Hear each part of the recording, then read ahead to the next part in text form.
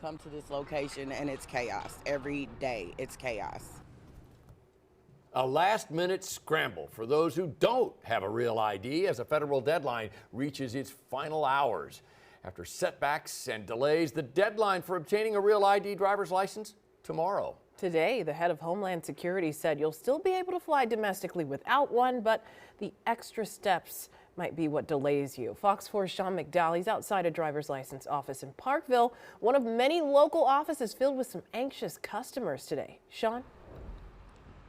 Well, Bria, John, we are finding in our travels today throughout the metro that many of the people who are at these driver's license offices have waited until the last minute to update their licenses to be compliant with Real ID. We gave you a live look at the line at 4. It has kind of dropped off quite a bit since 5. Most of that long line here in Parkville is gone as the office begins to close for the day. That was not the case earlier today, not here, and certainly not at other metro offices where nervous holders of IDs hoping to renew their stuff and update it, they felt the stress of the occasion.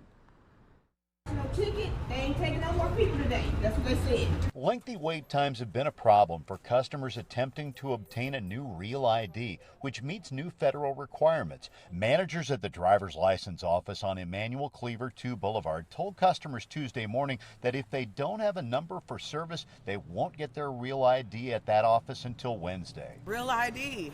I have a flight coming up soon. Kamina Taylor complains this driver's license office doesn't have the staffing, space, or tech to handle these crowds. There's nothing, no kiosks, no, they just have somebody passing out a ticket and you gotta wait and wait and wait. Then they have you standing outside. It's not guaranteed they're gonna tell you what number that you are. You just gotta keep peeking in the window, and that gets a little irritating. Yesterday I thought I would beat the system. I was in Grandview, and I went to Grandview and I got in their little kiosk and I signed up for that, and I got to the point where, what do you want to do?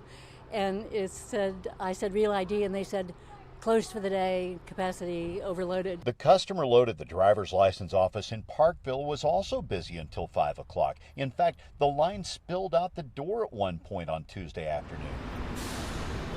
Also on Tuesday, Homeland Security Chief Kristi Noem says airline passengers who don't have Real ID compliant documents will be permitted to board airlines, but only after extra screening and additional questions.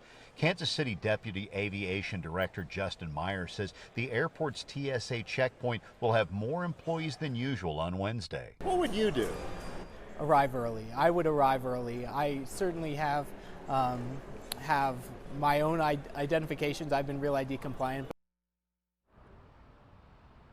Mark Howell is a regional representative for the TSA representing Missouri among other states. Fox 4 News spoke with him earlier today. He says that the TSA will have national representatives at KCI on Thursday morning to make sure things are going okay.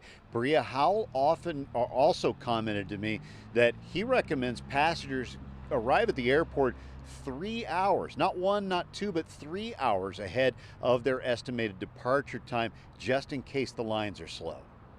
Sean McDowell, live in Parkville tonight. Sean, thanks. If you want more information about the Real ID requirements, head to fox4kc.com/on4. There you'll find more about the Real ID Act, what happens if you don't have one, but you still need to fly, and other acceptable forms of ID.